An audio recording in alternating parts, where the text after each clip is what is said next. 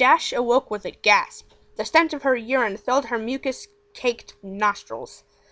As her vision swam into focus, she saw a very powdered Pinkie Pie removing a large adrenaline needle from her chest. Stomping her hooves, the frustrated Pinkie lashed out at her helpless victim. "Didn't any pony teach you any manners? It's very rude to fall asleep when some pony invites you over to spend time with them. How would you like it if I came over to your house and went to sleep?" "Oh, I'm sorry, Dash. You're so boring. I think I'll take a nap." "You think I like always doing this by myself? I told you how I got excited when I found you were next. I was excited to have a friend be here with me while I worked. But no, you've got to be inconsiderate. You know, I thought you were tough. I thought you could handle anything. I've had foals stand up better than you. Do I have to baby you, huh? Is that how you want me to remember you? As a baby?" As Pinkie stopped to catch her breath, Dash blinked and sobbed softly. Her back was in agony, her sides on fire, and there was an intense pain in one of her legs. As she blinked again, she saw Pinkie pop something red to her mouth and begin to chew. Noticing Dash's stare, Pinkie quickly gulped the morsel down. "What?" Pinkie asked. "Oh, this?" She held up another piece. "While you were asleep, I got a little impatient and helped myself to a small sample. I got it from your leg. You're not so bad. Want to try some?" Without waiting for a response, Pinkie shoved the strip of meat into the revolted Pegasus pony's mouth. Dash gagged and immediately spit it out. Pinkie frowned, picked up the chunk of flesh. "If you didn't want it, you could have said no." She compilated and discarded the snotty morsel, then gulped it up. "It's not like you haven't had my cupcakes before." Swallowing, Pinkie turned her attention to a small can on the tray. She removed the lid, revealing that it was filled with red-hot coals. Lying on top of the coals were several large nails. As the adrenaline filled her veins, Dash began to panic again. Picking up the can, Pinkie walked over to Dash's left. Holding some tongs with her mouth, Pinkie carefully picked up a nail and positioned it on the seam between her victim's front left leg and hoof. She then grabbed a hammer and took careful aim. "No, Pinkie!" Dash screamed. "No! No!" The hammer came down and the nail punctured Dash's skin. The white-hot burning was too much. Dash screamed as she pulled and thrashed at the braces, causing her raw skin to rub and tear. Pinkie tried to line up another nail, but she couldn't find her aim and let out a frustrated grunt. While Pinkie brought the hammer back to take a wild swing, Dash burst out, crying and begging, "Please stop! Please! Please stop!" Pinkie rolled her eyes. Putting down the hammer and tongs, she walked in front of her friend and stared pensively at the broken Pegasus. Gilda didn't even cry this much, and she had a live Paris sprite stuffed down her throat. Pinkie thought for a minute about what to do next, then had a sudden spark of inspiration. Rotating a wheel on the rack, Pinkie laid Dash on her back, then moved to Dash's hind legs, bringing the can with her. Picking up her tools, Pinkie drove a searing hot spike of metal directly into the bottom of Dash's hoof. As Dash yelled in pain, Pinkie moved around and drove a second nail into the other hoof. Next, Pinkie went back to her cart and located an enormous battery and controller, which she dragged over to where she was working. She tied copper nails between the terminals and nails driven into Dash's hooves, then gave Dash a wink, and after about 5 minutes, Pinkie shut off the power. Wisps of steam rose from the singed fur around Dash's hooves, and the area reeked of cooked flesh and burnt animal. Pinkie rotated Dash upright again and tried to snap the drooling, delirious pony back to attention. "Dash! Dash! Rainbow Dash! Wake up!" Dash moaned and managed to give a modicum of weak acknowledgement. Pinkie studied her handiwork, then reached into the medicine bag and produced a large syringe. "All right, time for the final round." Dash focused blurrily on the needle, which Pinkie took as a question to what it was. "This little something to take the pain away," Pinkie informed Dash as he walked around to her victim's ruined back. Dash flinched as Pinkie jabbed the needle to the lower part of the blue pony's spine. Moving in front of her friend again, Pinkie leaned down and elaborated. "In a few minutes, you won't be able to feel anything below your ribcage. Then you'll be able to stay awake to watch the harvest." Dash started to cry again. "Pinkie," she choked out. "Yeah?" "I want to go home," Dash sobbed. "Yeah, I can see wanting to do that," replied the party pony. "Sometimes I just want to give up, say I'm done with this mess, and go to bed. But you know what? You can't just shrug off your responsibilities. You gotta pull yourself up and meet the challenges head on. That's the only way you're gonna get ahead in life. Dash hung her head and cried. Minutes passed as the drug took effect. Eventually, Dash was completely numb from her chest to her flanks. At this point, Pinkie approached the scalpel. Glancing at Dash and smiling, Pinkie made a long horizontal cut across the pony's pelvis, just above her crotch. Moving up Dash's body, Pinkie made a similar incision under her ribs. Finally, Pinkie made a long vertical cut down Dash's stomach, connecting the first two. Looks like I got my eye on you, Dash, Pinkie giggled. With a moist, gooey sound, the flaps of skin opened. The sight of her own organs and lack of feeling caused Dash's breathing to intensify.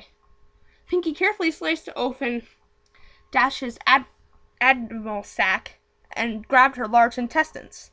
As she separated the organ from the rest of the digestive tract and pulled it out of the new cavity, Pinkie grew jovial. Laughing as she gutted her friend, Pinkie began to make jokes. Dash, growing weaker from this new source of blood loss, tried desperately to shut out the macabre comedy act. "Look at me! I'm a rarity!" Pinkie laughed, slinging the intestinal tube around her neck and spilling blood in all directions. "Isn't my new scarf so pretty?" Reaching back inside, she sliced the smaller intestine off from the bowels. Squeezing out the excess excrement, Pinkie slimed the slimy organ through her teeth and dragged it back and forth. "Dentists say you gotta floss every day, Dash." Dash was barely aware of what was going on anymore. The shock was causing her to fade. Disappointed, Pinkie dived back into the blue pony's guts, ramping up her routine. "Don't go yet, Dash." Pinkie started pulling out the rest of Dash's organs, pausing with each removal. "I know I can be a real pancreas, but you know I'm just kidding with you. You've really got to learn to liver it up. Boy, these jokes are getting bladder. Guess you got to develop a stomach for them." Pinkie placed the discarded body parts into a bucket, keeping the last one for a little longer. "Ooh, bagpipes," she said, placing the end of Dash's esophagus in her mouth and the stomach in her armpit. She squeezed, and a squirt of acid hit her tongue. "Ew! Hey, look, there's your cupcake, Dash." Dash didn't hear her tormentor. She had slipped from consciousness minutes ago. Pinkie, not yet satisfied, hit Dash with another adrenaline shot. Dash woke up for the last time, her heart pounding. Warm blood flowed out from the wound in her chest in great spurts. It wouldn't be long now. Pinkie brought Dash onto her back again and straddled the blue pony's chest, scalpel at the ready. "You know, Rainbow Dash, I'm disappointed. I thought you would have lasted longer. I really wanted to spend more time with you before we got here. I guess it's my fault. I should have taken it a little slower. Oh well. It was really nice knowing you, Dash." The blade sunk into the blue throat and worked its way up to Dash's chin. Coming back down, Pinkie's scalpel then circled Dash's neck. The last thing Rainbow Dash felt was her skin being cut away from her skull, and the metal of the blade scraping her teeth. Then, she was gone. Pinkie Pie stared into the mirror. She'd done a really good job, even keeping the eyelids. She winked, and Dash winked back. Pinkie smiled. But still, she was sad that her friend was now gone. Dash had only lasted 50 minutes, not as long as Pinkie had wanted. She looked back at the cadaver hanging in the center of the room, the last of her friend's fluids draining to a pan. Yep, no more Rainbow Dash. As she looked, Pinkie cocked her head. She began to take notice of the fact there really wasn't much damage to the corpse. "In fact," the pink pony mused, "I think—" The idea exploded in her head. She was good at sewing, and she had all the pieces. All you had to do was put them back together. Yeah, she just had to get some stuffing, and bingo, she'd have Rainbow Dash forever. In fact, thought Pinkie, that's what she would do for all of her best friends when their numbers came up. She was so excited, she skipped right over to the body with her Skinner to get started. The cupcakes could wait. Pinkie Pie had a friend to make. Silver Spoon suddenly woke up. She was on her back and couldn't move. She couldn't see. Where was she? Freaking out, she was just about to scream when the pony from the bakery appeared in front of her. "Hi!" she giggled. "Where am I? What's going on?" the frightened little foal asked. "Oh, well, you see, your number came up, and I gotta make cupcakes," Pinkie explained. What was that mean? What are you talking about? Oh, nothing. I wouldn't worry if it was you. If I was you. It'll be over soon. She approached the girl, scalpel at the ready, when a small voice called out from behind. Miss Pinkie, what are you doing? She paused and turned to look at Apple Bloom. The yellow baby pony walked up to her with an angry look on her face. Silver Spoon started to feel relieved. I can't believe you're doing this, she pouted. You said this one was going to be mine. Pinkie apologized. Oops, sorry about that. Guess I forgot. Here you go. She handed the blade over. Apple Bloom climbed on the table and stood over her prey. Silver Spoon tried to struggle. She stared in fear at Apple Bloom in her apron. The pink apron, with the shiny tiara on it. Silver Spoon started to cry.